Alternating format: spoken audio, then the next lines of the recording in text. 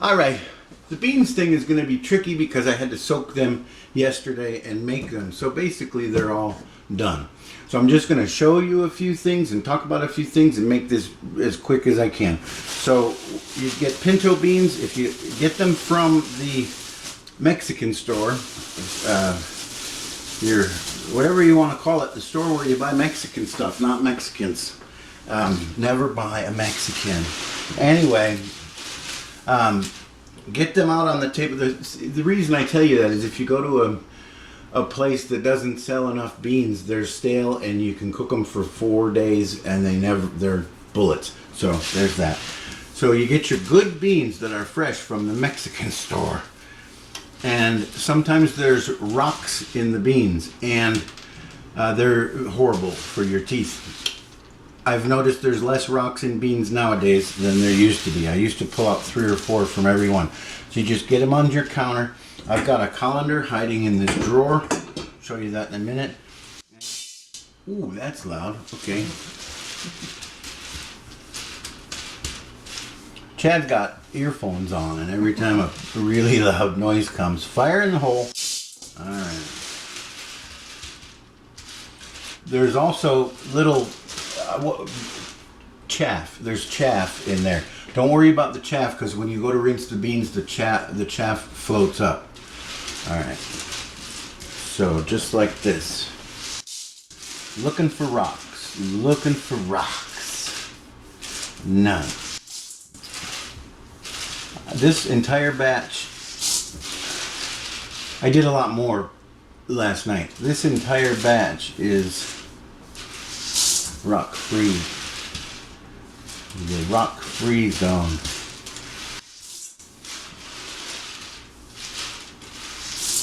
Okay, there was a lady.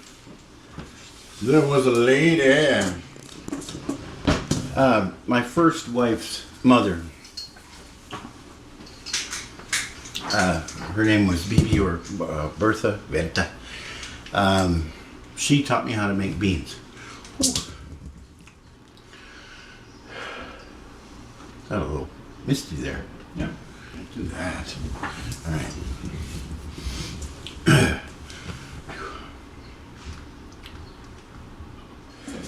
All right. So my first mother-in-law, Bertha, her name's Bibi. She taught me how to make beans, and I've made them the same way ever since. I think it was 1978 or so. So that's been 42 years? Oh my Lord. Wow. Okay, so once you've cleaned the beans, get them in the pot that you're going to cook them in. Rinse them real good, pour the water off.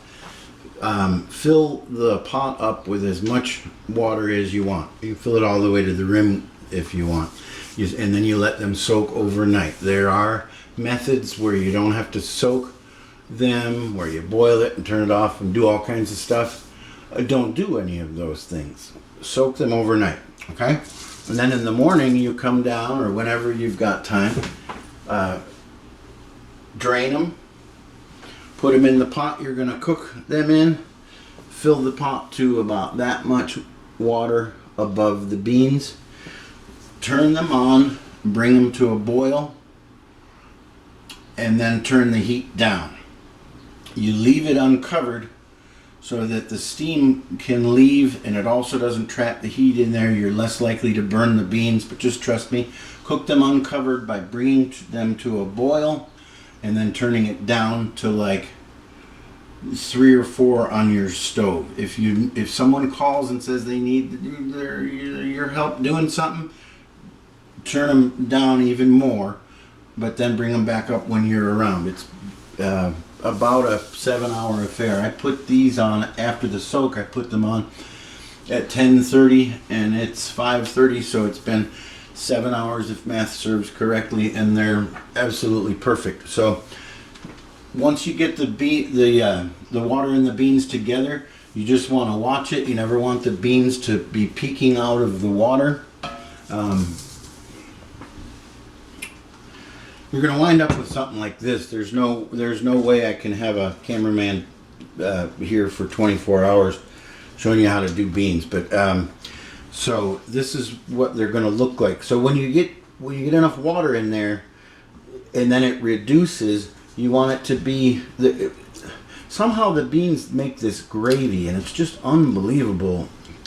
All this is the beans, the water, 2 cloves of garlic. They're fairly big ones. You don't want garlicky beans. You don't want a ham hock in there. If you want to do a ham hock, go ahead, but don't tell them you've learned that from me, because that's like Boston baked beans. Then you might as well just do the brown sugar and all that. No, this is a very simple food that got an entire civilization through. They love their beans, and that's why, because it's the reason they're here. Okay, so now some people, I got lucky with my gravy. These are just perfect. So if they're not quite breaking down enough, cook them some more, but also you can take some of the beans out, put them in a blender or a little thing with the immersion deal, or just hit it a couple times with your immersion blender. But you want you want to see some beans. Now, another one of the secrets, don't salt them until they're done. It stunts the cooking. So here's the rules. Get the rocks out, soak them overnight. Don't salt them until they're done cooking. Couple cloves of garlic. And then this is a weird one, and I'm still not convinced that it's not an old wives' tale, but I do it because that's how Bertha taught me to do it. You have the pot cooking, and then next to it you have a pot of boiling water. So when the beans need water, not boiling water, but very hot water, when the beans need water, you add hot water to it. That's what they tell me to do, so it's what I do. Might be a complete... it can't be, because I make perfect beans every time, and I do it that way because that's what she told me to do. So that's beans. I might do... Message me and I'll tell you. I'll send you the recipe. It's not much of a recipe. It's beans, water, salt, pepper, and a couple cloves of garlic. And those are beautiful beans. I was going to show you how to do refried beans, but I'm not going to. But this is basically all you do. Take a pan, go in there and get some of the beans out, put garlic, olive oil, get it simmering, throw them in there and mash, and that is how you make refried beans, and they're wonderful, especially when you've got real beans like those. Thank you, BB.